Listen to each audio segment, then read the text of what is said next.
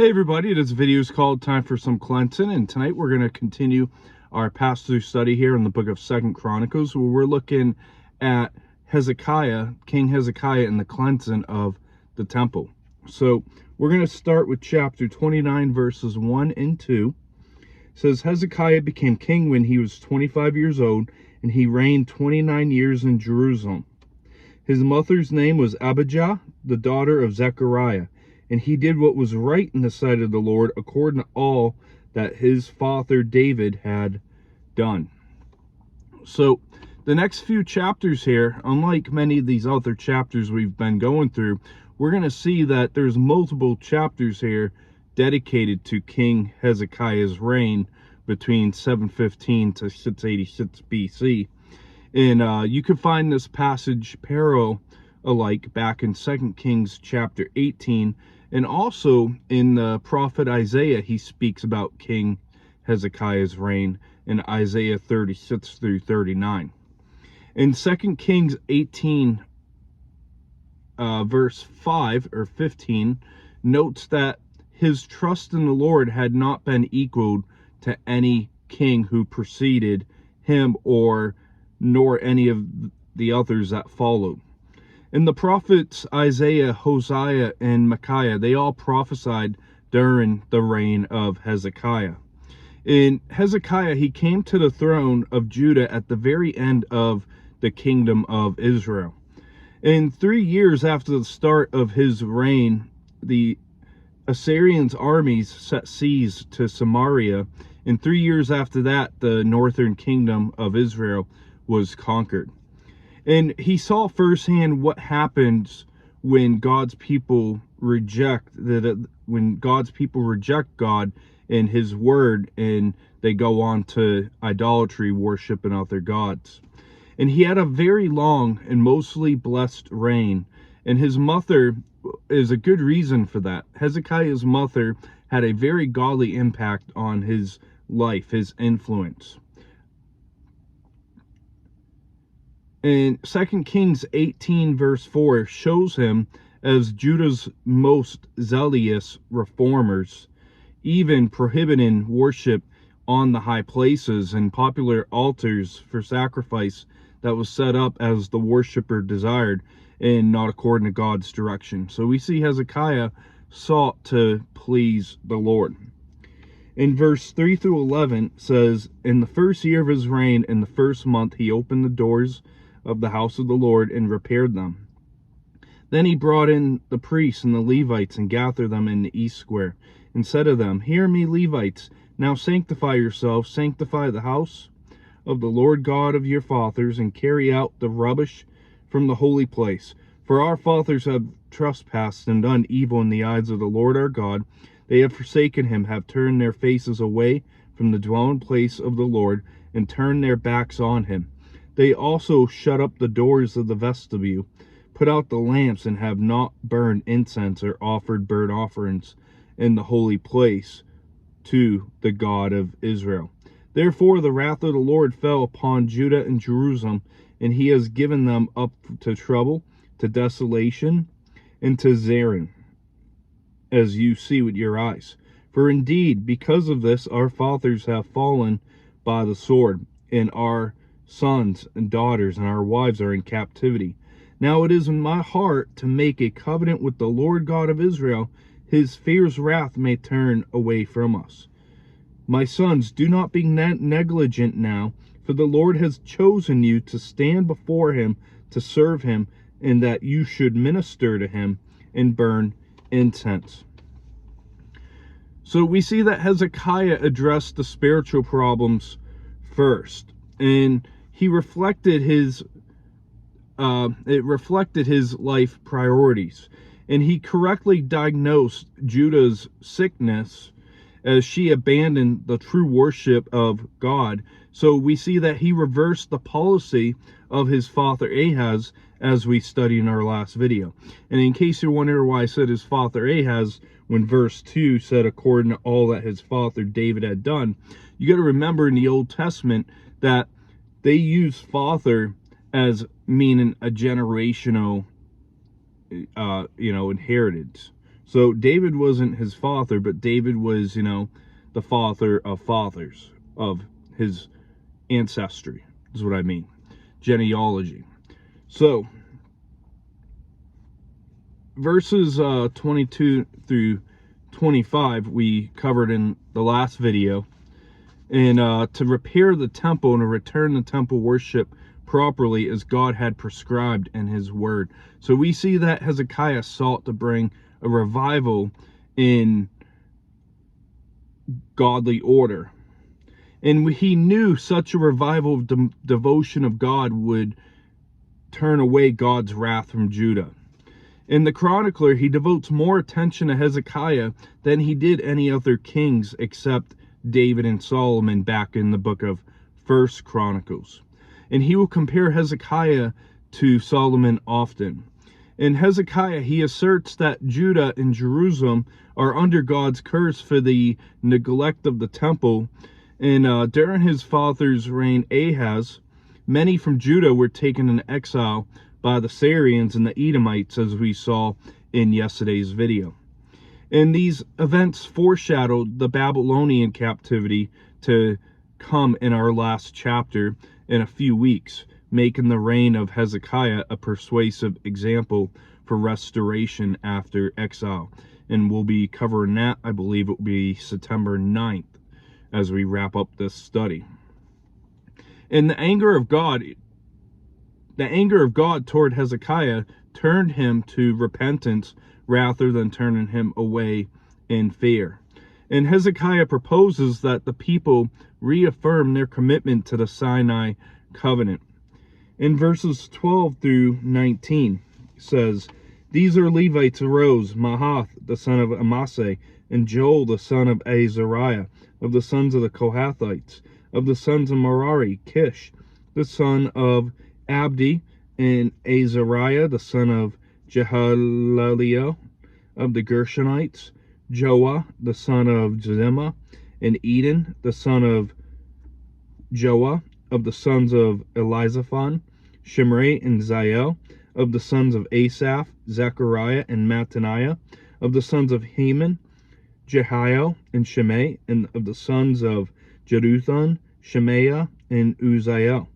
And they gathered their brethren, sanctified themselves, and went according to the commandment of the king at the words of the Lord to cleanse the house of the Lord. Then the priest went into the inner part of the house of the Lord to cleanse it, and brought out all the debris that they found in the temple of the Lord to the court of the house of the Lord. And the Levites took it out and carried it to Brook Kidron. Now they began to sanctify on the first day of the first month, and on the 8th day of the month they came to the vestibule of the Lord. So they sanctified the house of the Lord in 8 days, and on the 16th day of the first month they finished. Then they went into King Hezekiah and said, "We have cleansed all the house of the Lord, the altar of the burnt offerings with all its articles, and the table of the showbread with all its articles. Moreover, all the articles which King Ahaz in his reign had cast aside in his transgression, we have prepared and sanctified, and there they are before the altar of the Lord." So the Kohathites, Merari, and Gershonites, they were the 3 family lines of Levi. And 14 leaders undertook to collect and prepare for the cleansing of the temple. And Elizaphan was an important leader among the Kohathites, seen back in Numbers chapter 3:30 and 1 Chronicles 15:8. In Asaph, Heman, and Jeduthun, we saw back in 1 Chronicles chapter 25 verse 1 as 3 lines of Levitical musicians. In Hezekiah's reforms, they're widely supported by the Levites and in accordance in the order established under King Solomon and King David. In verse 16, as we've seen before, Brook Kidron, it was to the east of the Jordan that was between the temple and the Mount of Olives. And the chronicler says to the priests when in the inner part to show Hezekiah's renovations, to show that they were in compliance with the strict accordance of the Mosaic legislation. And beginning with the outer courts and the working for 8 days, then they went inside. But as the Levites weren't allowed within the walls of the holy place, the priests had to bring out all the debris that had to be carted off.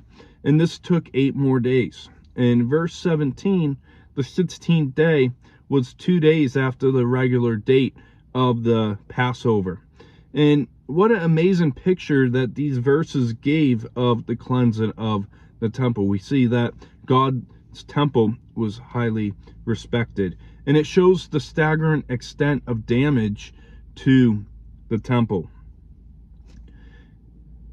And after only then, they could put back what had been taken out during the reign of King Ahaz. So we see the condition of the temple, how it was left after all these bad kings that you might have been getting a little depressed about as we've been going through here.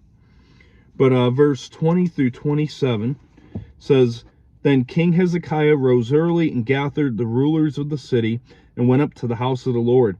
And they brought 7 bulls and 7 rams, 7 lambs, and 7 male goats for a sin offering for the kingdom, for the sanctuary, and for Judah. Then he commanded the priests, the sons of Aaron, to offer them on the altar of the Lord. So they killed the bulls, and the priests received the blood and sprinkled it on the altar. Likewise, they killed the rams and sprinkled the blood on the altar. They also killed the lambs and sprinkled the blood on the altar. Then they brought out the male goats for the sin offering before the king and the assembly, and they laid their hands on them. And the priests killed them, and they presented their blood on the altar as a sin offering to make atonement for all Israel. For the king commanded that the burnt offering and the sin offering be made for all Israel. And he stationed the Levites in the house of the Lord with cymbals, with stringed instruments, and with harps, according to the commandment of David, of Gad, the king's seer, and of Nathan the prophet. For thus was the commandment of the Lord by his prophets. The Levites stood with the instruments of David, and the priests with the trumpets. Then Hezekiah commanded them to offer the burnt offering on the altar. And when the burnt offering begun, the song of the Lord also begun with the trumpets, with the instruments of King David of Israel. So verses 20 through 27, we see Hezekiah's dedication of the temple being described in 3 parts among these verses of the sacrifices brought by the leaders. And the sacrifices here were made on behalf of the royal family, the priests and the Levites, and pretty much all the people. And all 3 groups are involved in the apostasy under Ahaz in 2 Kings chapter 16. In verse 24, all Israel refers to both Judah and the refugees from the northern tribe, as the kingdom is reunited throughout the rest of the book. And the desire to unite is clearly expressed in the arrangements for the Passover, as we're going to be looking at and talking about the Passover in our next video. In verse 26, instruments of David, they're the instruments that were made for the temple in 1 Chronicles 23, verse 5. And Hezekiah wasn't foolish like his grandfather Uzziah, who you might remember back a few days back in chapter 26, who overstepped the law and the traditional commands to offer sacrifices himself instead of the priests. And I just want to make a side comment here. Brian Peckham, don't say anything about these goats here. They were sacrificed, and they were rightfully so sacrificed. And if you know me, I hate goats. So that's where me and Brian's joke comes back. He hates monkeys, so send him monkey pictures.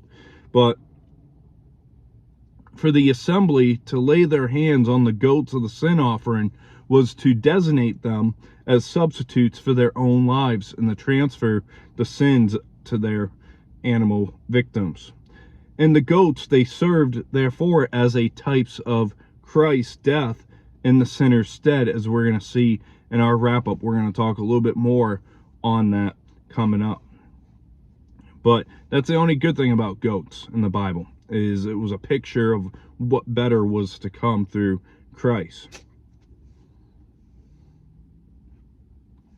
And Hezekiah, he exceeded the law's minimum given back in Leviticus 4:13, as it ordered one calf or ox for the sins of the people, and the he-goats for the sins of the prince. And Hezekiah was careful to include both offering and worship, which each honored God in important ways. In verse 28 through 30 says, "So all the assembly worshipped, the singers sang, and the trumpeters sounded. All this continued until the burnt offering was finished. And when they had finished offering, the king and all who were present with him bowed and worshipped. Moreover, King Hezekiah and the leaders commanded the Levites to sing praise to the Lord with the words of David and Asaph the seer. So they sang praises with gladness, and they bowed their heads and worshipped." So in verses 28 through 30, we see the arrangement of music. And we see that each person played an important part in this large communal offering of God. And they worshiped God with the best words that they could find. The words of great psalms of praise written by David and others. And we even got the book of Psalms, which a lot of it is written by David. In verse 31 through 36 says, "Then Hezekiah answered and said, Now you have consecrated yourselves to the Lord. Come near and bring sacrifices and thanks offerings into the house of the Lord." So the assembly brought in sacrifices and thank offerings, and as many were of a willing heart brought burnt offerings. And the number of the burnt offerings which the assembly brought was 70 bulls, 100 rams, and 200 lambs. All were for a burnt offering to the Lord. And the consecrated things were 600 bulls and 3,000 sheep. But the priests were few, so they could not skin all the burnt offerings. Therefore their brethren of the Levites helped them until the work was ended, and until the other priests had sanctified themselves. For the Levites were more diligent in sanctifying themselves than the priests. Also the burnt offerings were in abundance, with the fat of the peace offerings and with the drink offerings for every burnt offering. So the service of the house of the Lord was set in order. Then Hezekiah and all the people rejoiced that God had prepared the people, since the events took place so suddenly. And that's where chapter 29 finishes here. But in verses 31 through 36, Hezekiah restoring the temple worship, true temple worship, as practiced in the time of Solomon and David, produced great joy. And sacrifices were brought by the people after sacrifices were offered on behalf as the community as a whole. And these sacrifices were fewer in number, but it was to be a reminder of what Solomon offered back in chapter 7, when he offered the temple, when he made his offering when the temple was dedicated. And the restoration of the temple takes less than 3 weeks, and that is evidence of God's working in the people.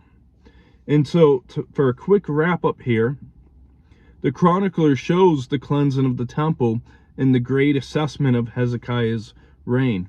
And we see Hezekiah exhorted the cleansing and the restoration of the temple. We see the cleansing of the temple, and then the worship that follows restored with the sacrifice. I want to check out 2 Corinthians 5:21, and many know this verse. It's a great verse. 2 Corinthians 5:21 says, "For he made him who knew no sin to be sin for us, that we might become the righteousness of God in him." So I promised I would speak a little bit more on the goats here. And the goats in the Old Testament, they served as a type of Christ's death in the sinner's stead, while now Christ had fulfilled what the law could not. Because Jesus, he was an actual man, He's the God-man. Jesus as a man, he was the only one that knew no sin, that has never sinned, who knew, he could not sin. And Jesus, who had no sin, became sin for us. So Jesus became that blood offering. Jesus became that perfect sacrifice that needed to take place so that we could have righteousness and God.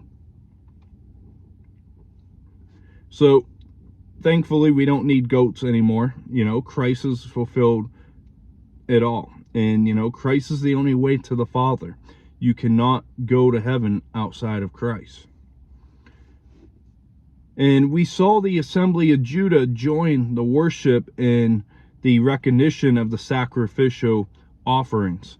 And we see that the chapter ends with the thank and fellowship offerings that resulted in joy. And that's going to wrap up today's video. We'll see you back on Saturday as we're going to look at Hezekiah's Passover. We're going to talk a little bit about the Passover and how it's relevant to the New Testament. So I hope you have a great rest of your week. God bless. We'll see you on Saturday.